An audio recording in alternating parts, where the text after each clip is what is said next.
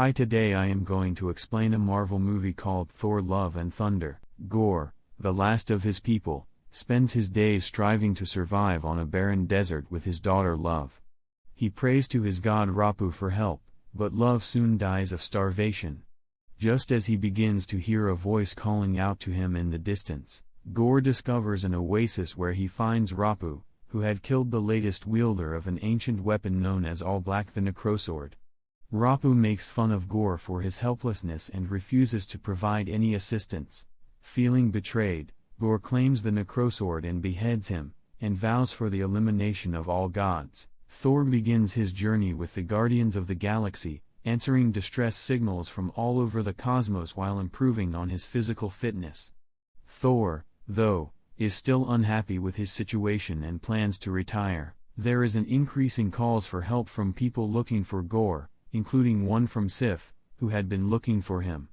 In response to Sif's call, Thor and Korg separate from the Guardians and go to attend to the others. Sif, who has had her arm severed after being defeated, appears and informs them that Gorr will next attack New Asgard. Dr. Jane Foster is receiving treatment for stage 4 cancer in the meantime.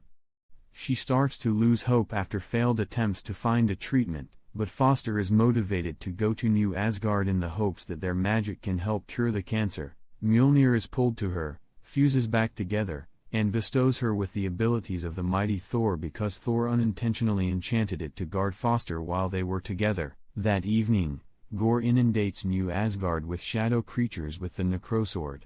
King Valkyrie and Foster also show there to confront them, which surprises Thor, along with Thor, Korg, and Sif. Despite being able to fend off the monsters, Gorr and Asgard's kids, including Heimdall's son, escape. Thor talks to Axel, and they conclude that the kids are in the Shadow Realm. Together, Thor, Foster, Valkyrie, and Korg go to Omnipotence City to alert Zeus of Gorr and request an army to aid fight him because they know Gorr's strength will be at its greatest there. Zeus, not believing Gorr poses a threat to Omnipotence City, instead captures Thor, requiring the others to step in and repel Zeus' warriors. Zeus destroys Korg's body during the altercation, only his visage is left unharmed, although this is enough for him to survive. Zeus is impaled in the chest by an enraged Thor using the thunderbolt, which Valkyrie grabs as they flee to face Gorr in. When they arrive, they start looking for the kids but soon learn they were caught in a trap. Gorr planned to use Stormbreaker to cross the Bifrost Bridge and enter Eternity, where he could make a wish for the demise of the gods. They fight Gorr and his shadow creatures once more, but when Foster and Valkyrie become too weak to traverse the Bifrost, they must flee back to New Asgard, where Gorr has stolen Stormbreaker. Thor advises Foster to stay behind to recover after learning that Mjolnir's effects are making her cancer worse. Additionally, Valkyrie is unable to continue fighting, allowing Thor to use the Thunderbolt to battle Gorr once more. With Stormbreaker, Gorr starts to unlock Eternity's gate at the center of the universe. The youngsters are given the strength they need to defeat the remaining shadow demons when Thor appears and bestows them with the power of Thor. Against Thor, Gorr gains the upper hand. Foster, sensing his anguish, decides to use Mjolnir once more despite her frail state and join the battle. Foster has plenty of time to destroy Gorr and herself by using Mjolnir to break the Necrosword into pieces.